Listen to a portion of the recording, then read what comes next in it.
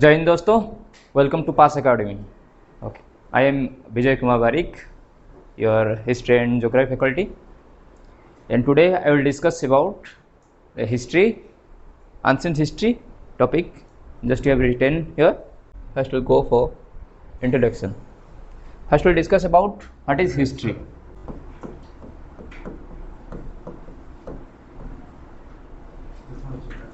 Okay, what is history first? Because if you don't know about the history, then how can you proceed forward? The history means the study of past.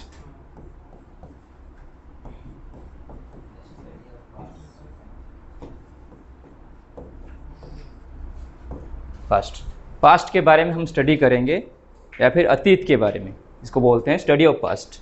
Why will study about our past? Why it is important to study about our past? हम अपने past के बारे में study करना क्यों ज़रूरी है हमें?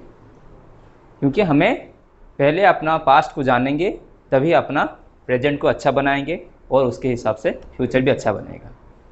ठीक है, तो हिस्ट्री से हमें वो नॉलेज मिलता है जिससे हमें ये पता चलता है हम अपने पूर्वज कैसे थे, अभी हम कैसे हैं और आगे हमारा जनरेशन कैसा बनेगा। उसके हिसाब से हम फ्यूचर मैप तैयार करते हैं जिसको हम रोड मैप बोलते हैं। Okay, here will see about the ancient map of India. Okay, तो what are different divisions here given? तो previously India was not so develop. अगर हम एंशिएंट इंडिया की बात करते हैं तो बहुत ही पुराने समय से जब हमारे वर्ल्ड तैयार हुआ या फिर हमारा अर्थ बना, उसके बाद बहुत ही समय के बाद ह्यूमन बींग्स आए थे हमारे अर्थ के ऊपर। लगभग अगर हम बात करते हैं लगभग 2 मिलियन ईयर्स पहले, इस टाइम पे हमारे ह्यूमन बींग्स क्रिएट हुए। क्योंकि थ्योरी ऑफ इवोल्यूशन तुमने सुना होगा चार्ल्स डार्विन का। ओके, उन्होंने ये बताया था, चार्ल्स डार्विन का theory of evolution, Charles Darwin. Okay, तो उन्होंने ये बताया था कोई भी ऑर्गेनिजम्स अगर अर्थ के ऊपर एग्जिस्ट करता है, दे आर द प्रोसेस और the product of evolution. If they will not evolved out according to the period of times, if they will not adapt the changing environmental conditions, they will not survive on the earth. जैसे हमने देखा human being धरती के ऊपर आने से पहले dinosaurs थे। डायनासोर इवोल्व आउट हो गए क्योंकि जब एनवायरमेंटल कंडीशन के अंदर चेंजेस आया तो उन्होंने अपने आप को एडजस्ट नहीं कर पाए, इसीलिए उनका इवोल्व आउट हो गया। Human being is the best example of adaptation of better adaptabilities, क्योंकि ह्यूमन बींग ने सारे एनवायरनमेंट के हिसाब से अपने आप को बदल लिया। जैसे तुम एग्जांपल ले सकते हो, हम ठंडी के टाइम पे क्या पहनते हैं? विंटर वेयर्स पहन लेते हैं। जब बारिश होता है हम रेनीकोट अम्ब्रेला यूज़ कर लेते हैं। जब गर्मी होता है फैन एसी कूलर यूज़ कर लेते हैं। तो मतलब ये हाल है, ये सारे चीज़ हम क्या कर रहे हैं? We are developing the adaptation process, जिसमें हम कोई भी चेंजेस अगर हो रहा है हमारे सराउंडिंग में तो उसके हिसाब से खुद को एडजस्ट कर लेते हैं, जिसको हम अडाप्टेशन कहते हैं। ठीक है, तो हिस्ट्री से ये सीखते हैं हम, जो अपने पास्ट के बारे में स्टडी करेंगे तो वहाँ से हमें ये पता चलेगा हम अपने अतीत में क्या थे, अभी हम क्या हैं और आगे हम क्या होने वाले हैं। ठीक है, देखो, so here I have written about the chronology of how history was divided. Okay, history was divided. ठीक है, तो क्रोनोलॉजी के हिसाब से हमारा हिस्ट्री 3 कैटेगरी में या फिर 3 हिस्से में डिवाइड किया गया है। क्योंकि इंडियन हिस्ट्री बहुत एक प्रोलॉन्ग पीरियड है, इसमें हम एंशिएंट हिस्ट्री के बारे में डील करेंगे। कुछ मिडिल पीरियड ऑफ टाइम था जिसको हम मेडिएवल पीरियड ऑफ टाइम, जब हमारा दिल्ली सल्तनत पीरियड स्टार्ट हुआ वहाँ से लेके ओके अंग्रेज आने तक 1600 साल तक वहाँ पर मेडिएवल हिस्ट्री के बारे में स्टडी करेंगे। उसके बाद जब अंग्रेज आए हमारे भारत के अंदर, वहाँ से हमारा मॉडर्न पीरियड ऑफ हिस्ट्री चालू होता है जब तक हमारा इंडिपेंडेंस नहीं हुआ था। ठीक है, उसके बाद हम प्रेजेंट डे में हमारा सिचुएशन जो है उसी के हिसाब से हम स्टडी करते हैं। ठीक है, तो आज हम मेडिएवल और मॉडर्न पीरियड को रखेंगे, एंशिएंट हिस्ट्री के बारे में हम स्टडी करेंगे और उसका कुछ हम शॉर्टली ही डिस्कशन करेंगे। क्योंकि एंशिएंट हिस्ट्री बहुत एक बड़ा सा सिलेबस है, उसमें बहुत सारे पार्ट्स आएंगे। ओके, जैसे उसमें कोई कॉन्टेस्ट आएगा, बुद्धिज्म जैनिज्म का कॉन्सेप्ट, उसमें हमारा महाजनोपदेश का कॉन्सेप्ट आएंगे वहाँ पे। ठीक है। वहाँ पे मौर्यन एम्पायर के बारे में हम स्टडी करेंगे, गुप्ता एम्पायर के बारे में स्टडी करेंगे, उसमें डिटेल्स में स्टडी करेंगे तो उसमें एक एक क्लासेस भी एंशिएंट हिस्ट्री में 4, 5, 6 पार्ट्स हो जाएंगे। मैं एक आज ओवरव्यू लूँगा पूरा एंशिएंट हिस्ट्री का फ्रॉम द बिगनिंग से एंड तक, जहाँ तक, ठीक है। Ancient history, okay. So the activities of the proto humans का साइंटिफिक नेम यहाँ पे मैंने मेंशन किया हुआ है, that is the homo erectus, okay. कोई साइंस बैकग्राउंड से होगा तो उनको पता होगा homo is the genus name and erectus is the species name, okay. Genus and species name, क्योंकि इसको डिजाइन किए थे पहले किन्होंने, ना द फादर ऑफ नोमेनक्लेचर, जिनको हम कार्लोस लिनियस के नाम से जानते हैं, ठीक है। जो साइंस बैकग्राउंड से हैंगे तो उनको पता होगा। तो होमो इरेक्टस क्यों कहते हैं ना, जिनके पास वर्टिब्रल कॉलमन है। Due to the presence of vertebral column we are called as vertebrates. हम अपने को क्या मानते हैं, वर्टिब्रेट्स, क्योंकि हम इवोल्यूशन का सबसे लास्ट में आए।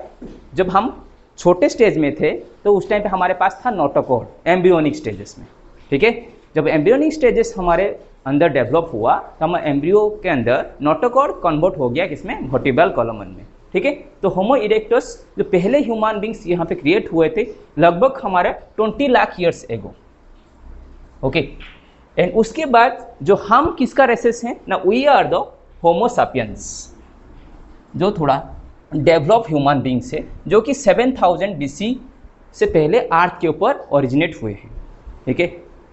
तो तुमने सुना होगा आर्ट में पहले हमारा वैदिक कल्चर के अंदर कहते हैं महाराज मनु और महारानी शत्रुपा थे पहले ह्यूमन बींग्स आर्ट के ऊपर, वैदिक कल्चर ये बोलता है। लेकिन साइंस थोड़ा सा उसको अलग बोलता है। कुछ जगह पे बाइबल में आडम्स एंड ईव को पहले ह्यूमन बींग्स माना गया है, ठीक है। तो साइंस बोलता है ये सारे जो भी क्रिएट हुए हैं और आडम्स और ईव मानो, या फिर महाराज मनु या महारानी शत्रुपा, वहाँ से हम मानव या फिर मनुष्य क्रिएट हुए हैं उसके हिसाब से।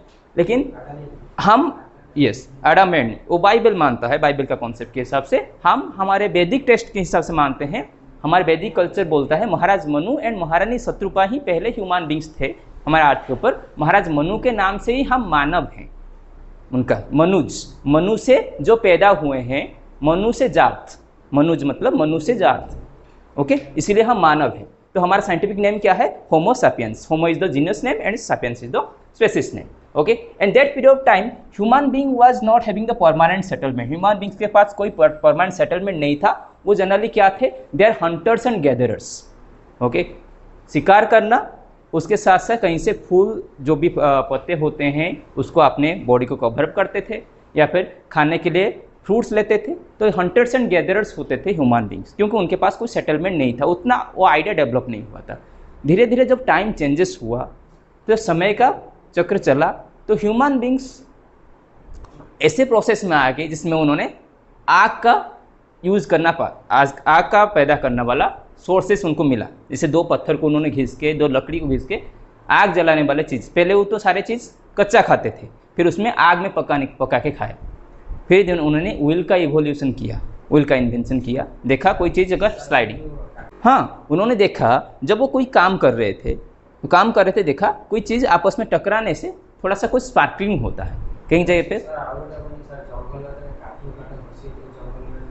Forest fire, yes, forest fire होता था, ठीक है। तो वहाँ से भी उनको वो आइडिया मिला, इसको जलाने से हमें कुछ टेम्परेचर प्रोड्यूस हो रहा है, जिसके कारण हाँ अपने बॉडी का टेम्परेचर को मेंटेन कर पाए। क्योंकि ठंडी के टाइम पे उनको तो बॉडी को कवर अप करने के लिए कोई चीज़ नहीं था, तो उसको कवर अप करने के लिए उन्होंने देखा आग से ही हमें गर्मी मिलता है, तो आग का उन्होंने एक धीरे धीरे यूज, इसको थोड़ा, यस, हाँ, देखो, the first inhabitant of Indian subcontinents, okay, might be the tribals.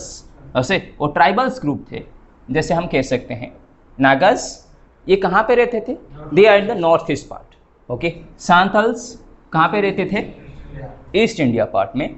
कुछ भील्स एंड गोंड्स थे जो कि सेंट्रल इंडिया में रहते थे, एंड टोडाज रहते थे कहाँ पे, साउदर्न पार्ट में, ओके। तो इंडिया का अगर हम नॉर्थ ईस्ट पे बात करते हैं, तो इंडिया मैप में अगर नॉर्थ ईस्ट पार्ट है, मतलब हिमालयन एंड ईस्टर्न पार्ट में, उस रीजन में हमारे रहते थे कौन, नागाज। सांथल रहते थे हमारे ईस्टर्न पार्ट में, ओके। भील्स एंड गोंड्स कहाँ पे रहते थे, सेंट्रल इंडिया में, सेंट्रल पार्ट्स में, एंड साउथ में रहते थे टोडाज। मतलब ये कुछ इंडिया के अंदर जो आदमी रहते थे या फिर जो भी इंसान रह रहे थे उस पीरियड ऑफ टाइम पे, ये कुछ ट्राइबल्स, क्योंकि इनको ही माना जाता है यही इंडियन ओरिजिन्स हैं। इसके बाद जब हम द्राविडियंस और आर्यंस की बात करेंगे, वो अफगानिस्तान के साइड से, मतलब उस साइड से जो पासेस के अंदर से इंडिया के अंदर आए थे। उसके बाद हम आर्यंस की रेसेस हैं, मतलब हम भी ओरिजिनल अधिवासी नहीं है, इंडिया का मूल अधिवासी नहीं है, हम आर्यंस रेसेस से। Okay, yes, if you want to write down I will provide you note after the classes, no problem. हाँ, लेट्स देखो, so what are the different languages are there. Okay, previously अगर हम बात करेंगे तो most of the people जब उस time पे उनको लैंग्वेज नहीं आता था, वो साइन लैंग्वेज में बात करते थे। Okay, by showing some figures और showing some postures or gestures we can say. Okay, so they are talking like small signs. Then after they have listened the communication of birds and animals who are living in their surroundings. In the forest area they are not having the permanent settlement. उनके पास permanent settlement नहीं था, वो forest area में ही रहते थे, तो उसी हिसाब से वहाँ पे उनको साइन लैंग्वेज के बारे में पता चला। तो आर्कियोलॉजिकल सर्वे से ये पता चला, तो वहाँ पे जो साइन लैंग्वेज डेवलप हुआ था, उसके बाद कुछ ऐसे लैंग्वेज वो अपने अंदर कम्युनिकेशन कर रहे थे। अभी भी तुम देखो, जो हमारा आदिम अधिवासी हैं, जो सांताल्स हैं, भील्स हैं, तो उनका लैंग्वेज हमें उतना समझ में नहीं आता। हमारा जो लोकल लैंग्वेजेस है, यस, वो आपस में जैसे बात करते हैं तो हमें थोड़ा अजीब लगता है, ओके, सुनने में। देखो, so languages, so most of the peoples during the ancient period of time spokes Austric language. Okay, तो उनके पास कौन सा लैंग्वेज था ना, Austric language. Okay, and pre Dravidian language, pre Dravidian language भी इनके पास था, जैसे यहाँ पे मैंने लिखा हुआ है मुंडास, ओके, एंड गोंडबी। ये दोनों थोड़ा सा एंशिएंट लैंग्वेज है। अगर हम वैदिक टेक्स्ट की बात करेंगे तो Sanskrit is the most ancient language. Okay, या गोंडबी, गोंडबी एक एंशिएंट लैंग्वेज है, उस टाइम पे ही बात करते, अभी ये विलुप्त हो गया, इसको अभी यूज ही नहीं हो रहा है। ठीक है, तो इसको जब स्टडी किया गया तो उस कुछ रीजन में ही बात कर रहे थे, वहाँ पे लोकल पीपल्स जो बात कर रहे थे, तो उसको गोंडबी लैंग्वेज के नाम से जानते हैं।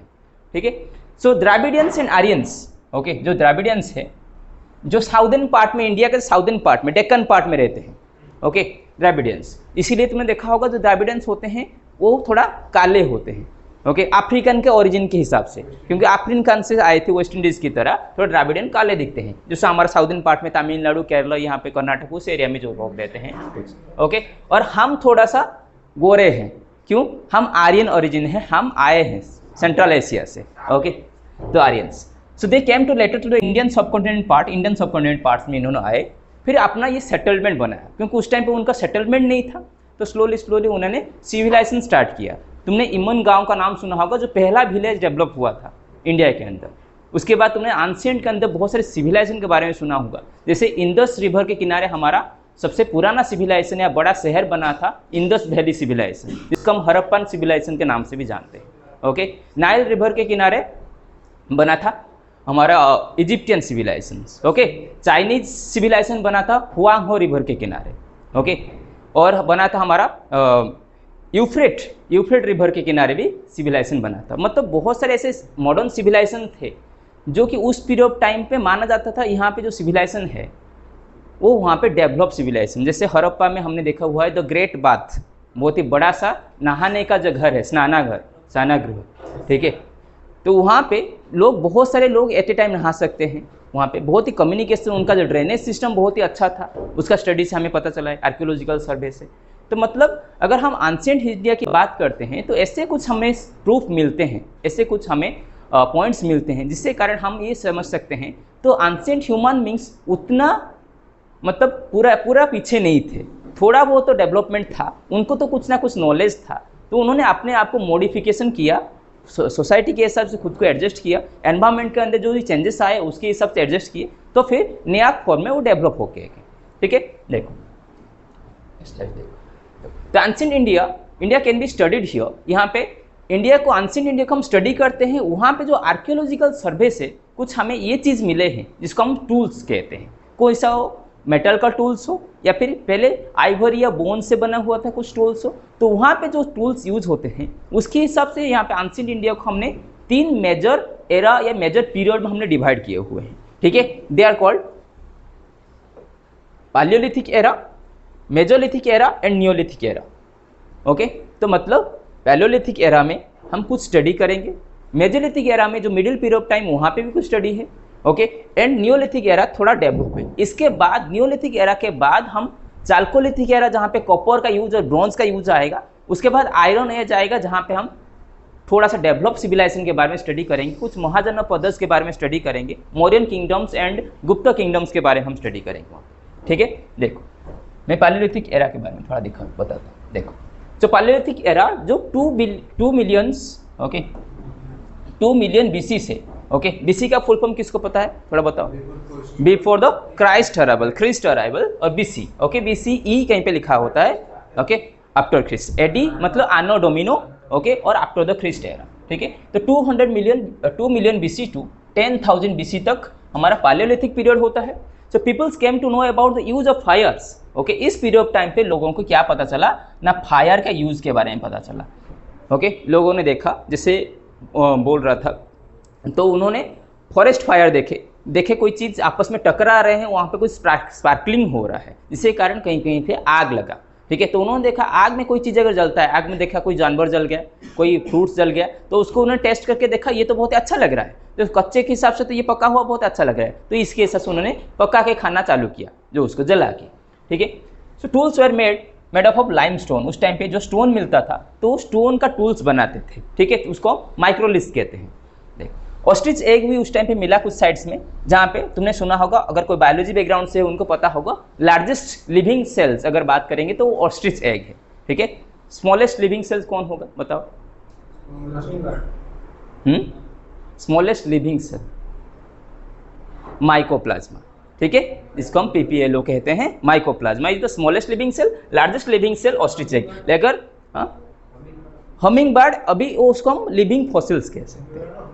ओके, देखो तो ऑस्ट्रिच एग सबसे बड़ा एग है, क्योंकि डायनासोर का एग हो सकता था, लेकिन ह्यूमन बींग्स ओरिजिनेट होने से पहले डायनासोर इवोल्यूश हो गए थे, इसीलिए यस। तो हमारे बॉडी में सबसे लॉन्गेस्ट सेल कौन है, नर्व सेल्स। ओके, सबसे स्मॉलेस्ट सेल है स्पर्म सेल एंड सबसे लार्जेस्ट सेल है ovum cell. Okay, yes longest है, not largest, longest one the nerve cell, जिसको हम न्यूरॉन कहते हैं। ठीक है, इंपॉर्टेंट पैलियोलिथिक साइट्स यहाँ पे मैंने कुछ मेंशन किया हुआ है, दैट इज द भीमबेटक। कहाँ पे मिल रहा है अभी प्रेजेंट डे में, मध्य प्रदेश में, Hunsgi and Kurnool valley, okay, Kurnool caves and Narmada valley जो मध्य प्रदेश में है। ठीक है, ये कुछ इंपॉर्टेंट साइट है जहाँ पे हमें पैलियोलिथिक एज के बारे में कुछ टूल्स मिले हुए हैं आर्कियोलॉजिकल सर्वे से, यहाँ से हमें पता चलता है। ठीक है, देखो नेक्स्ट मेजोलिथिक एज। तो मेजोलिथिक पीरियड में क्या हुआ ना, मेजोलिथिक एज हमारे 10,000 BC से लेके 8,000 BC तक चला होगा। इस पीरियड टाइम पे क्या हुआ ना, major climatic changes happened. Okay, climate के अंदर बदलाव आए। ठीक है, पहले क्लाइमेट बहुत ही गर्म हुआ करता था। ठीक है, तो उस पीरियड टाइम इस टाइम पे थोड़ा सा क्लाइमेटिक चेंजेस आए, क्लाइमेटिक थोड़ा वार्म हुआ। मेजर जो प्रोसेस है वाटर साइकिल का जो प्रोसेस है, इवापोरेशन, कंडेंसेशन, प्रेसिपिटेशन, बारिश होना लगा, लोगों को थोड़ा क्लाइमेट का चेंजेस के अंदर एडजस्ट करने को पड़ा इस पीरियड टाइम पे। ठीक है, तो लोगों ने क्या देखा, कुछ एनिमल्स ऐसे हैं तो उनको हम अगर रियरिंग करेंगे या फिर उनको हम डोमेस्टिकेशन करेंगे। Domestication means the rearing of animals for the benefit of human beings, that is called domestication. Yes, okay, कुछ एनिमल्स को उन्होंने अपने हिसाब से ढाला, जैसे कुत्ता, ओके, बिल्ली, काउज, बफेलोज, उस पीरियड टाइम पे ऑक्स थे, हॉर्सेस। ओके, तो उनका डोमेस्टिकेशन स्टार्ट किया। ओके, कुछ माइक्रोलिथ्स हमें मिलते हैं, जैसे ब्रह्मगिरी में जो कि मैसूर अभी में है, Narmada valleys, okay, Vindhya ranges and Gujarat के कुछ रीजन में भी हमें मेजोलिथिक पीरियड के टाइम के ऊपर हमें कुछ प्रूफ्स मिलते हैं उस पीरियड टाइम से। ठीक है, देखो उसके बाद आता है थोड़ा सा डेवलप पीरियड, जिसको हम नियोलिथिक पीरियड्स कहते हैं, जो कि 8,000 BC से 4,000 BC के अंदर आता है। It is the period of time where people started doing the cultivation और the age of agriculture was begin. Okay, yes, तो यहाँ पे लोगों को कल्टीवेशन करने के बारे में प्रोसेस पता चला। हमारे इंडिया के अंदर तुमने भी सुना होगा blue revolution, white revolution, green revolution. MS Swaminathan is called the father of green revolution. Okay, India के अंदर मिल्क के लिए व्हाइट रिवॉल्यूशन, फिश प्रोडक्शन के लिए ब्लू रिवॉल्यूशन हुआ था। ओके, ऑयल सीड प्रोडक्शन के लिए येलो रिवॉल्यूशंस। ओके, तो बहुत सारे रिवॉल्यूशन ऐसे हमने किए, एग्रीकल्चर के अंदर चेंजेस लेके आए, जिसके बारे में हमें बहुत सारे डिटेल्स में हम ज्योग्राफी सेक्शन के अंदर हम पढ़ते हैं। ठीक है, देखो तो इस पीरियड ऑफ टाइम पे लोगों को कल्टीवेशन मतलब परमानेंट सेटलमेंट लोगों ने डेवलप किया और एग्रीकल्चर स्टार्ट किए कहाँ पे, जहाँ पे वाटर सोर्सेस अवेलेबिलिटी था, वाटर बॉडीज के किनारे। क्योंकि वाटर सोर्सेज से उनको क्या मिलेगा ना, इरिगेशन सिस्टम डेवलप कर सकते हैं, वाटर को चैनलाइज करके पानी दे सकते हैं क्रॉप फील्ड में, ठीक है। तो ऑयल का डिस्कवर हुआ इस पीरियड ऑफ टाइम पे, जिससे एक रिवोल्यूशनरी चेंजेस हुआ किस फील्ड में ना, ट्रांसपोर्टेशन फील्ड में एंड कम्युनिकेशन में। क्योंकि लोग पहले ज़माने में क्या करते थे, जो अनसीन पीरियड ऑफ टाइम पे एक जगह से दूसरी जगह पे चल के जाते थे। फिर जब उन्होंने डोमेस्टिकेशन ऑफ एनिमल शुरू किया तो वहाँ से उनके ऊपर सवार होके उनके ऊपर कोई चीज़ लाद के लेके जाते थे। जब व्हील का इन्वेंशन हुआ तो उन्होंने क्या किया ना, छोटे छोटे जैसे गाड़ी की तरह एक इंस्ट्रूमेंट पूरा डेवलप नहीं है तो छोटे छोटे कोई बनाया जिसके ऊपर वो कोई चीज़ रख के उसको दूर तक खींच के लेके जा सकते। पहले उसको जानवरों से खींचते थे, कभी इंसान खींचते थे, फिर जानवरों से उसे खिंचाया, ठीक है। धीरे धीरे फिर आगे इन्वेंशन होके हम स्टीम इंजन या फिर रेलवे इंजन, अभी जो मॉडर्न ट्रांसपोर्ट सिस्टम हम देखते हैं उसी का ही इन्वेंशन ही है, ओके, उल से। देखो सो इमन गाँव जैसे मैंने बिगिनिंग में बताया था, ये पहला अर्ली विलेज है। कुछ इंपॉर्टेंट नियोलिथिक साइट जैसे यहाँ पे बोरजहम एंड गौफकल जो कि कश्मीर में, मेहरगढ़ जो कि अभी पाकिस्तान में पड़ता है, चिरान जो कि बिहार में, हेडिंग्स जो त्रिपुरा एंड आसाम रीजन में पड़ता है, ओके, मेहगांव जो कि यूपी में है, एंड हिलूर्स आंध्र प्रदेश में, एंड सम साइट्स जैसे कि यहाँ पे मस्की, ओके, केलर एंड कोटा, ये कुछ साइट्स भी हैं जहाँ से हमें मेजोलिथिक पीरियड के बारे में, नियोलिथिक पीरियड के बारे में हमें कुछ आइडियाज मिलते हैं। तो यहाँ से हमें पता चलता है ह्यूमन बींग्स का प्रोग्रेस बहुत ही स्लो प्रोसेस में हुआ, लेकिन सारे चीज़ को जानने के बाद हुआ। हाँ, फर्स्ट विलेज जो सेटलमेंट हुआ था। पहले सिविलाइजेशन अगर हम इंडिया के अंदर बात करते हैं, इंडस वैली सिविलाइजेशन, और पहला गांव जो बना था वो इमन गांव था। बिहेवियर, हाँ, उनका बिहेवियर से ही पता चलता है। उनका बिहेवियर जैसे वो चेंजेस हुए तो स्लोली चेंजेस हुए होंगे। अपनी जो लैंग्वेज वहाँ पे गोंडवी लैंग्वेज था, प्रीओस्टिक लैंग्वेज या द्रविडियन लैंग्वेज वहाँ पे यूज़ की, आर्यंस के अराइवल हुआ तो उनके साथ मिक्सअप होके, तो हमें जो आर्कियोलॉजिकल सर्वे से पता चला, जो रिकॉर्ड्स हमें स्टोन टोल्स मिले, उसका हमने कार्बन डेटिंग किया। कोई चीज़ के बारे में कैसे पता चलता है? By carbon dating, by evaluating the carbon dating. Carbon dating से हमें पता चलता है वो कितने साल पुराना है। डायनासोर का हड्डी, हम ह्यूमन बींग तो नहीं आए थे जब अर्थ के ऊपर, हमने डायनासोर के बारे में, डायनासोर के ऊपर जोरासिक पार्क जैसे फिल्म बना हुआ है, तो हमने तो डायनासोर देखा नहीं, उसके ऊपर पिक्चर कैसे बनाए, ठीक है। हम उनका कार्बन डेटिंग से उनको स्टडी किया, उनको हम DNA technology, DNA fingerprint technology से उनका बॉडी बनाया, उनका स्ट्रक्चर बनाया, उनका हड्डी ऐसा है तो उनका बॉडी ऐसा होगा, उसके ऊपर हमने मसल्स दिए, उसके ऊपर हमने स्किन दिए, तो इतना बड़ा एनिमल्स हमें दिखा, ठीक है। यस, ये सारे टेक्नोलॉजी की मदद से हुआ। अभी तो आर्टिफिशियल इंटेलिजेंस क्या क्या कर पा रहा है, नरेंद्र मोदी डांस करते हैं, ओके, हमारे प्राइम मिनिस्टर, कहीं पे बराक ओबामा कोई सॉन्ग बजाते हुए सुनते हैं, तो ये सारे आर्टिफिशियल इंटेलिजेंस का ही कमाल है, ठीक है जी। देखो, so after the major era of okay 3 palaeolithic, mesolithic and neolithic, okay, अभी से थोड़ा डेवलपमेंट, एडवांसमेंट हुआ जी। हमारे डीआरडीओ में भी है और कुछ जगह पे भी है उसका, जिसको हम फॉसिल्स का स्टोर कहते हैं। कुछ जगह पे हमने अभी हमारा यहाँ पे भी था, वेस्ट बंगाल में, यहाँ पे, हाँ, वेस्ट बंगाल में, ठीक है। So after the major era she will discuss about the chalcolithic age, okay, जिसको हम कॉपर एज कहते हैं। कॉपर जो पहला मेटल हमने डिस्कवर किया था, उसका यूजेस, एंड आयरन एज। यहाँ पे कुछ आयरन या स्टोन, आयरन का टूल्स डेवलप हुआ, जिसके यूज करके हम क्या किए ना, एग्रीकल्चर सेक्टर में बहुत सारे डेवलपमेंट किए। प्लाव हमने बनाया, ओके, जिसके कारण हम मिट्टी को प्लाविंग कर सकें, ठीक है। ये सारी चीज़ हमने डेवलप किए। देखो कुछ पॉइंट्स हम यहाँ पे डिस्कशन करेंगे। Chalcolithic period is started from 4000 BC to 1500 BC। This age is called the age of copper. क्यों यहाँ पे इसको एज ऑफ कॉपर कहते हैं ना? Copper is the first metal discovered of that period of time, ठीक है। तो some archaeologist consider it as a part of the bronze age, इसको ब्रोंज एज भी कहते हैं, क्योंकि ब्रोंज एक मेटल है जो कि, ब्रोंज एक एलॉय है, नॉट मेटल, ब्रोंज एक एलॉय है जो कि बनता किससे है ना, कॉपर एंड टीन का मिक्सअप से, ठीक है। तुमने ये केमिस्ट्री के अंदर पढ़ा होगा metal and non metal chapter में, जहाँ पे ब्रोंज एक एलॉय है जो कि कॉपर एंड टीन का मेटल से मिलके बनता है। अभी इसका भी सिक्का भी बनता था पहले ज़माने में, गोल्ड का, सिल्वर का, ब्रोंज का, ठीक है। इंडस वैली सिविलाइजेशन जो मैं बोल रहा था, हमारे इंडस रिवर के किनारे और गंगा, इंडस और गंगा रिवर के किनारे जो बना था, डेवलप्ड सिविलाइजेशन इंडिया के अंदर मिलता है, तो इंडस वैली सिविलाइजेशन था। Is consider as most developed civilization between the period of okay 2700 to 1900। And यहाँ पे कुछ इंपॉर्टेंट साइट्स मैंने मेंशन किया हुआ है, दैट इज द ब्रह्मगिरी, नाबदाटोली जिसको हम नर्मदा रीजन में, नर्मदा रिवर के किनारे था, एंड महिषादल जो कि वेस्ट बंगाल में, एंड चिरान अभी जो गंगा रीजन में मिलता है। ठीक है, तो ये सारे कुछ जी उड़ीसा के अंदर उतना डेवलप नहीं हुआ था क्योंकि उड़ीसा ईस्टर्न पार्ट में आता है। ठीक है, तो वहाँ पे इतना डेवलप सिविलाइजेशन नहीं था क्योंकि गंगा रिवर का कुछ ट्रिब्यूटरीज में उड़ीसा के अंदर फ्लो होते हैं और उड़ीसा के अंदर उतना लॉन्ग रिवर चैनल नहीं है जहाँ पे सिविलाइजेशन डेवलप हो सके। उड़ीसा में उतना डेवलप मिट्टी नहीं मिलता या सॉइल नहीं मिलता, जिससे पहले जो सेंट्रल पार्ट ऑफ इंडिया में जो हमारा नॉर्दर्न प्लेन है, इसीलिए उस रीजन में मैक्सिमम जहाँ पे कल्टिवेशन किया जाता था। ठीक है, वहाँ पे बड़े रिवर सोर्सेज थे, पेरिनियल रिवर सोर्सेज जैसे इंदस रिवर था, ब्रह्मपुत्र रिवर था और गंगा रिवर था। इसका ड्रेनेज चैप्टर में तुमने ज्योग्राफी में इस चैप्टर को डिटेल्स में पढ़ोगे, Indus river system, Ganga river system and Brahmaputra river system. ठीक है, इसके बाद आता है आयरन एज, जहाँ पे आयरन टूल्स का हमने यूज किया। देखो तो 1500 बीसी से लेके 200 बीसी तक, ओके, इस पीरियड ऑफ टाइम पे आर्यंस का अराइवल हुआ इंडियन सब कॉन्टिनेंट के अंदर, और यहाँ पे सबसे इंपॉर्टेंट पार्ट था हमारा वैदिक पीरियड। ठीक है, तो Vedic period is one of the important concept over here we can से।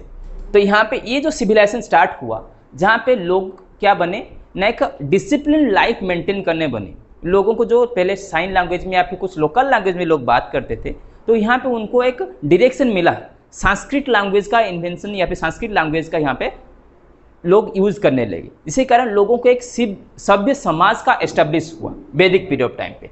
Books of Hinduism comparison, okay, composed of this period such as Vedas, okay, हमारे 4 वेदर्स कंपोज हुए थे इस पीरियड ऑफ टाइम पे। हाँ, Aryans from the north eastern side, African, sorry हमारा Afghanistan sides, yes, okay, we are coming through the passes of Himalayan mountains, we are not the permanent inhabitant और the origin of India. Okay, तो वेदर्स इस time पे compose हुए थे। Compose मतलब पहले जमाने में वेदों को हम बोलते हैं श्रुति, ओके, वेदर्स, तो उसको पहले बोला जाता था ओरली, टीचर्स बोलते थे और उनका स्टूडेंट्स बैठ के सुनते थे और सुन के याद रखते थे। ठीक है, तो ऐसे बोलते थे। तो वेदर्स कंपोज हुआ, उसके बाद उसको राइट डाउन किए गए, लोग उन्होंने लिखना शुरू किया। तो इस टाइम पे हिंदुइज्म सबसे इंपॉर्टेंट रिलीजन हुआ करता था। ठीक है, and most popular religions of that period of times. और इस टाइम पे ब्राह्मण सबसे ज़्यादा अपने जो एस्टेब्लिशमेंट, अपने जो पकड़ है समाज के ऊपर बना के रखे। ठीक है, 4 वर्ण का यहाँ पे विभाजन हुआ था, ब्राह्मण्स, क्षत्रियस, वैश्यस एंड शूद्रस, ये 4 वर्ण का विभाजन हुआ। हमने 4 वेदों के नाम सुनते हैं, ऋग्वेद, सामवेद, यजुर्वेद एंड अथर्ववेद। ओके, देखो तो यहाँ पे मैंने 4 मेजर डिवीजन लिखा है जो कास्ट सिस्टम, इसको हम चतुर्वर्ण, okay, Brahmans, Kshatriyas, Vaishyas and Shudras. Okay, यहाँ पे तुमने भगवान श्री कृष्ण को भी श्रीमद् भगवद गीता के अंदर भी ये कहते हुए सुना है, चतुर्वर्ण मया सृष्टा, मैंने 4 वर्ण का क्रिएशन किया थे। किसकी बेसिस पे? गुण कर्म विभाग, गुण और कर्म के विभाग के हिसाब से मैंने 4 वर्ण क्रिएट किए हैं। ठीक है, ब्राह्मण लोगों को कुछ काम दिए गए थे, क्षत्रिय लोगों को कुछ काम दिए गए थे, वैश्य लोगों को कुछ काम दिया गए थे और शूद्र लोगों को कुछ काम दिया गए थे। ठीक है, तो ब्राह्मण का काम क्या था? ठीक है, इनका काम था लोगों को डायरेक्शन प्रोवाइड करना, ओके, पूजा पाठ करना और लोगों को सिखाना, समाज को संस्कारित बनाना, समाज को एक राइट डायरेक्शन प्रोवाइड करना। ठीक है, और क्षत्रिय का काम था समाज का प्रोटेक्शन करना, दे विल बी प्रोटेक्टर्स और वॉरियर्स, ये वॉरियर्स हुआ करते थे। अभी तुम आगे चल के फौजी बनोगे, वॉरियर्स बनोगे, ओके, तो ये तुम क्षत्रिय श्रेणी में आते हो। ठीक है, उसके बाद आते हैं वैश्यस, इनका काम है बिजनेस करना, ओके, बिजनेस करना, समाज के अंदर एक लेन देन, एक प्रथा या फिर जो मार्केटिंग स्ट्रैटेजी, इकोनॉमिकल हैंडल्स सारे वैश्य लोग करते थे। और शूद्रस को उस पीरियड ऑफ टाइम पे एक हीन जाति के हिसाब से माना जाता था, समटाइम्स उनको अनटचेबल हम कहते थे, या फिर इनका काम था एक स्लेव की तरह अपर जो तीनों हायर कास्ट हैं इनका सेवा करना। ब्राह्मण लोगों तो इनको तो टच करने ही नहीं देते थे, हम अछूत हो जाएंगे, ठीक है, दूर रहो, तुम्हारे छाए पड़ने से भी हम अछूत हो जाएंगे, पानी लाने नहीं देते थे। तो उन्हें भीमराव अम्बेडकर का अगर स्टोरी सुना होगा तो उन्होंने बहुत सफ़र हुए थे चाइल्डहुड स्टेज में इसमें, ओके, उनका जो चाइल्डहुड स्टेज था। देखो, so complexity in Hinduism, okay, leads to the disagreement, okay, of acceptance of huge rituals performed by the Brahmins। तो ब्राह्मण अगर उनको एक लीडिंग बना दिया गया सोसाइटी के अंदर, तो ब्राह्मण ने बहुत सारे राइचुअल्स ऐसे नियम कानून बना दिए सोसाइटी के अंदर, जो कि धीरे धीरे क्या हो गया ना, इतने कॉम्प्लेक्स हो गए। जैसे बलि प्रथा उन्होंने चालू कर दिया, पूजा पाठ ये करो, होम करो, यज्ञ करो, तो बहुत सारे काम उन्होंने ऐसे एसोसिएट कर दिए, तो लोगों को ऐसे पता चला हमने कोई चीज़ के अंदर घिर गए हैं, पूरा निकल ही नहीं पा रहे हैं। ओके, तो ये सारी प्रथा उस टाइम पे था, तो वो एक कंफर्टेबल लाइफ जीते थे और लोगों को ये सारी चीज़ बताते थे। जैसे मैं अभी बताया, क्षत्रियज ये क्या करते थे, क्षत्रियज का काम था सोसाइटी के अंदर शासन करना, राजा हुआ करते थे, किंग्स। ओके, और ब्राह्मण्स उनका जो मंत्री हुआ करते, महामंत्री जो पद है, तुमने सुना होगा जो बड़े बड़े किंगडम में उनका महामंत्री का जो पद हुआ करता था वो ब्राह्मण लोग ही उनको करते थे, और सजेस्ट करते थे कैसा राज्य चलाना है। ठीक है, उनका गुरु हुआ करते थे। वैसे जो बिजनेस सिस्टम उस पीरियड टाइम पे किए थे, तो बिजनेस सिस्टम को उन्होंने फ्लोरिश किया। शूद्रस कंसिडर एज अनटचेबल, जो अभी मैं बोल रहा था, and slave of other three castes, other three caste का एक स्लेव की तरह या उनका गुलाम की तरह माना जाता था। लोगों को सेवा करना या फिर जो मेहनत वाला वर्क है वो सारे शूद्रस कम्युनिटी के लोग ही करते। 321 BC to 185 BC। Okay okay, Mauryan empire, इसको हमने फाइंड आउट कौन किए थे ना, Chandragupta Maurya. Yes, under the guidance of Chanakya, जिनको हम विष्णुगुप्त के नाम से जानते हैं, कौटिल्य विष्णुगुप्त के नाम से जानते हैं। ओके, तो इन्होंने, इनका प्रतिज्ञा क्या था, जब इनको धनानंद ने अपने राज दरबार में अपमानित किया, तुम ब्राह्मण कुछ काम का लायक नहीं, ठीक है, उसको शिखा को जो पकड़ के नीचे फेंक दिया, और उन्हें ये प्रतिज्ञा लिया था उनका, जब तक तुम्हें इस राज सिंहासन से हटा के यहाँ पे एक योग्य राजा नहीं बना लेता, तब तक मैं अपना ये शिखा को नहीं बांधूंगा, ये मेरा प्रतिज्ञा है। तो उन्होंने वो करके भी दिखाया। चंदू नाम का छोटा सा बच्चा को उठा के चंद्रगुप्त मौर्य बनाना, ये कोई छोटा बड़ा काम नहीं है। ठीक है, ये वही कर सकता है जो शिक्षक हो, और चाणक्य ने एक अच्छा शिक्षक की भूमिका निभाई। हाँ, कैसा किए, उनके पास बहुत नॉलेज था, क्योंकि उनको राजनीति का इतना ज्ञान था, और राजनीति, युद्ध नीति सारे उस टाइम पे वो प्रवीण थे। जिसे हम कहते हैं एक ऑलराउंडर टीचर या ऑलराउंडर फैकल्टी की जरूरत होता है सबको, सारे स्कूल में, सारे कॉलेजेस में, यूनिवर्सिटीज़ में, क्योंकि वो उस टीचर को ढूंढते हैं जो मैक्सिमम सब्जेक्ट के अंदर उनका कल्चर हो। ठीक है, उनको वो पकड़ बना सकते या फिर एडजस्ट किया सकते हैं। तो चाणक्य के अंदर वो सारे गुण थे, जिसके कारण उन्होंने क्या बताया, अगर मैं बनूंगा तो क्योंकि मैं ब्राह्मण कुल से हूँ, तो मेरा काम नहीं है रूल करना, मैं एक क्षत्रिय कुल से कोई बच्चा को ब्रॉटअप कराऊंगा, उसके अंदर वो सारे क्वालिटी डाल दूंगा, जिसके कारण वो इंडिया के अंदर या फिर भारत को एक अखंड भारत में कन्वर्ट कर सके। और उनका सपना को साकार कौन किया, चंद्रगुप्त मौर्य ने। ठीक है, तो अखंड भारत यहाँ पे मैंने लिखा है। तो कौटिल्य अर्थशास्त्र, ओके, अर्थशास्त्र जो कि उस पीरियड टाइम पे एक इंपॉर्टेंट वर्क था, चाणक्य ने लिखा हुआ है। और मेगास्थनीज का इंडिका, क्योंकि उस टाइम पे मेगास्थनीज किसके कोर्ट में थे ना, चंद्रगुप्त मौर्य कोर्ट में थे। जो मेगास्थनीज कौन है ना, जो सेल्यूकस निकातर था, अलेक्जेंडर द ग्रेट का सेनापति। ओके, तो उनका ही रिलेटिव था कौन ना, मेगास्थनीज। अलेक्जेंडर ने वहाँ से यहाँ से चला गया। ओके, सेल्यूकस निकातर का जो अटैक हुआ था, सेल्यूकस निकातर का बेटी का विवाह हुआ था हेलिना का चंद्रगुप्त मौर्य के साथ। और चाणक्य ने क्या बताया ना, हेलिना से जो संतान होगा वो इंडियन ओरिजिन का किंग नहीं बन सकता। ठीक है, तो बहुत ही, इसीलिए तो बुद्धि का धनी माना जाता है कौटिल्य चाणक्य को। अभी भी हम सलाम करते हैं वो उस टाइप का टीचर को। ठीक है, ये अखंड भारत का जो पिक्चर देखो, यहाँ से पूरा सेंट्रल एशिया से लग तक चोला किंगडम तक पूरा ये मैप। यस, तो पोस्ट मौर्यन किंगडम, मतलब मौर्यन किंगडम को चंद्रगुप्त मौर्य ने चलाया। उसके बाद उनका जो एलिजिबल सन बिंदुसार, उसका सन अशोक, तुमने, यस, अशोक सम्राट द ग्रेट हम कह सकते हैं, चक्रवर्ती सम्राट। ठीक है, उसके ऊपर हाँ आउट है। ओके, हाँ, जो हम पोस्ट मौर्यन किंगडम्स के बारे में अगर डिस्कशन करेंगे, उसके जो पहले जो मौर्यन किंगडम था, तो मौर्यन किंगडम को एस्टेब्लिश कौन किए थे, चंद्रगुप्त मौर्य ने। उसके बाद उनका सक्सेसर या उनका बेटा बिंदुसार वो चलाए, उसको बहुत लार्ज एक्सटेंशन किया, लेकिन उन्होंने ऑक्युपाई नहीं कर पाया था किसको ना, कलिंग को। उनका एक सपना था, मैं कलिंग को ऑक्युपाई नहीं कर पाया। ठीक है, उस टाइम पे वो पावरफुल किंगडम था कलिंग। ठीक है, लेकिन अशोक पीरियड ऑफ टाइम पे अशोक ने उसको कलिंग को ऑक्युपाई किया, और ग्रेट कलिंग वार उस टाइम पे हुआ था, बहुत लहूलुहान, मतलब ब्लड शेडेड वार था, दया नदी के किनारे।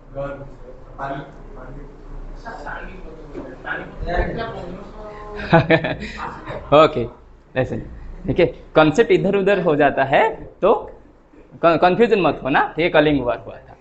ठीक है, देख, तो पोस्ट मौर्यन किंगडम्स के अंदर जैसे हमने यहाँ पे सुंगर डायनास्टी के बारे में जानते हैं, ओके, खानव, सातवाहन, सक्सियस, सोलज, चेरोज, पांड्यस, ओके, ये कुछ इंपॉर्टेंट डायनास्टी थे, लेकिन इनका इतना नहीं चल पा रहा था उस पीरियड ऑफ टाइम पे। वो छोटे छोटे किंगडम के हिसाब से रह रहे थे, उनका जो इंडिपेंडेंस किंग हुआ करते थे उनका इतना राज्य का एक्सटेंशन नहीं हुआ करता था, ठीक है। देखो उसके बाद सबसे इंपॉर्टेंट पीरियड आता है जिसको हम गुप्त पीरियड के नाम से जानते हैं, the golden period of Indian history, okay, क्योंकि इस पीरियड टाइम पे मैक्सिमम कंस्ट्रक्शन वर्क हुआ करता था, इरिगेशन सिस्टम वेल डेवलप हुआ, बहुत सारे मंदिर बने, ठीक है। तो 300 AD से लेके 800 AD तक इस that is founded by Shrigupta इसको फाउंडेड किए थे। फिर आगे उसे कंटिन्यू किया उनका सक्सेसर्स ने, ओके, चंद्रगुप्त 1 ने, ओके, चंद्रगुप्त 2 जिनको हम विक्रमादित्य के नाम से जानते हैं, समुद्रगुप्त एंड उनका जो सक्सेसर्स कुमारगुप्त, ठीक है, यस, देखो, हाँ, विक्रमादित्य, देखो। तो Shrigupta the son of Ghatotkacha, Shrigupta जो सन ऑफ घटोत्कच थे, हिज सन्स कौन थे ना, चंद्रगुप्त 1, क्योंकि चंद्रगुप्त 1 यहाँ पे नेमिंग क्यों किया गया, ये गुप्त डायनेस्टी का किंग है चंद्रगुप्त, ठीक है, that is the Chandragupta Mauryan dynasty का। बच्चे कुछ कंफ्यूजन होके ये चंद्रगुप्त 1 को मौर्यन चंद्रगुप्त के 1 के साथ लिख देते हैं, ठीक है। ये गुप्त डायनेस्टी का किंग है। उनका पुत्र कौन था, उनका सन था, the son was Samudragupta, and Samudragupta son was the eligible son हम कह सकते हैं चंद्रगुप्त 2 विक्रमादित्य। इन्होंने विक्रमशिला यूनिवर्सिटी का एस्टेब्लिशमेंट किया था, ठीक है, विक्रमादित्य ने। एंड कुमारगुप्त, ओके, ये हाँ चंद्रगुप्त 2 जो गुप्त डायनेस्टी के अंदर चंद्रगुप्त 2 है। एंड इन्होंने क्या किया ना, इंडिया का ग्लोरी को अप टू द स्काई लेके गए, मतलब उस पीरियड टाइम पे, इसीलिए तो इंडियन हिस्ट्री के अंदर गुप्त पीरियड को एक लॉन्ग पीरियड, प्रोलॉन्ग पीरियड, हम गोल्डन पीरियड, लेकिन इनका राज्य का एक्सटेंशन इतना नहीं था, तो मैं स्लाइड्स के अंदर देख सकते हो। इस पीरियड टाइम पे जो हमारा राज्य का एक्सटेंशन उतना नहीं हुआ करता था, ठीक है। वो क्या करते थे कि बॉर्डर की तरह बनाए हुए थे। उस पीरियड टाइम पे जो भी कंस्ट्रक्शन वर्क हुआ करता था, जो भी चीज़ हुआ करता था, तो वहाँ पे राज्य के अंदर जो राजस्व आता था, जिसको हम क्या कहते थे, फंडिंग मनी, टैक्सेशन सिस्टम्स, बहुत ही अच्छा वहाँ पे टैक्सेशन सिस्टम डेवलप किया गया था, क्योंकि वहाँ पे जो दोआब रीजन हुआ करता था, गंगा और यमुना के अंदर जो दोआब रीजन हुआ करता था, वो मोस्टली फर्टाइल सॉइल हुआ करता था। उस रीजन में मैक्सिमम कल्टीवेशन हुआ करता था, और वहाँ से जो भी टैक्सेस आता था, मैक्सिमम पार्ट ऑफ इंडिया के अंदर या फिर जो भारत के अंदर लोग चलते थे उस टैक्सेशन के सिस्टम के हिसाब से, क्योंकि वहाँ पे बेटर इरिगेशन प्रोसेस भी डेवलप हुआ करता था। और गुप्त किंगडम को या गुप्त पीरियड ऑफ टाइम को इसीलिए इंपॉर्टेंस किया जाता है, क्योंकि गुप्त पीरियड में जो किंग्स थे एक वेल प्लान के हिसाब से सारे सिस्टम को डेवलप किए थे। समाज के अंदर एक स्ट्रॉन्ग बिजनेस या फिर स्ट्रॉन्ग सिस्टम उन्होंने एस्टेब्लिशमेंट किया, एक डिसिप्लिन लाइफ मेंटेन किया, वहाँ पे एक गुड एडमिनिस्ट्रेटर सारे जो उनका जो सक्सेसर हुए, वो कुमारगुप्त मानो या चंद्रगुप्त 2 मानो, चंद्रगुप्त 1 मानो, समुद्रगुप्त मानो, तो सबका वहाँ पे एडमिनिस्ट्रेशन लेवल इतना हाई था, उनका जो मिनिस्टर्स बहुत ही रिच हुआ करते थे, ओके, उनका नॉलेजेस पर्सन या फिर उनका जो टाइप हुआ करता था, वो क्या करते थे ना, बीच बीच में बाहर का जो सम्राट से, बाहर का जो हुआ करते स्कॉलर्स, उनको लाके यहाँ पे सम्मेलन किया करते थे, ओके, शास्त्रार्थ किया करते थे, जिसके कारण नॉलेज का डेवलपमेंट हुआ करता था। और एक इंपॉर्टेंट कॉन्सेप्ट वो एस्टेब्लिश किए थे, जिसको हम मैरिज अलायंस बोलते हैं। तुमने चंद्रगुप्त मौर्य के टाइम पे वो सिस्टम देखा हुआ था, जैसे मैंने हेलिना का मैरिज बताया, सेल्यूकस निकातर का बेटी हेलिना, जो कि क्या था, ग्रीक था, उसके साथ मौर्यन का, चंद्रगुप्त मौर्य का शादी करा दिया, क्योंकि बार बार ग्रीक्स आते थे इंडिया के ऊपर अटैक करने के लिए। तो ग्रीक आते थे मतलब, तो यहाँ पे लॉस हो सकता है, अगर दोनों सेना आपस में लड़ाई करेंगे तो वहाँ पे फूड भी, लोग भी मरेंगे, सैन्य भी वहाँ पे होता था, वार होता था, तो ब्लड से। लेकिन अगर यहाँ पे एक मैरिज अलायंस बिल्ड किए जा सके, कोई अपना जामाई के घर थोड़ी अटैक करने आएगा, जामाई के घर में कोई चीज़ देगा थोड़ी लेके जाएगा।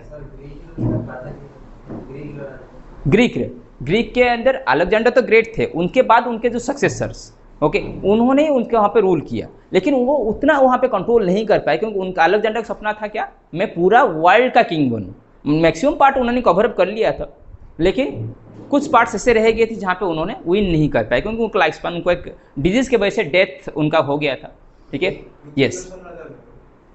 यस अलेक्जेंडर, इसीलिए तो अलेक्जेंडर द ग्रेट मानते हैं उनको, मैसिडोनिया की।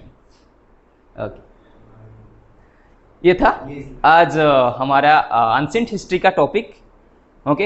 ये मैंने प्रिसाइज वे में बताया तुम लोगों को, जस्ट इतना डिटेल्स में नहीं गया। अगर डिटेल्स में जाऊंगा तो हर क्लास का एक एक पीरियड होगा, ओके। यस, तो लाइक शेयर एंड कमेंट करिए। जय हिंद, भारत माता की जय।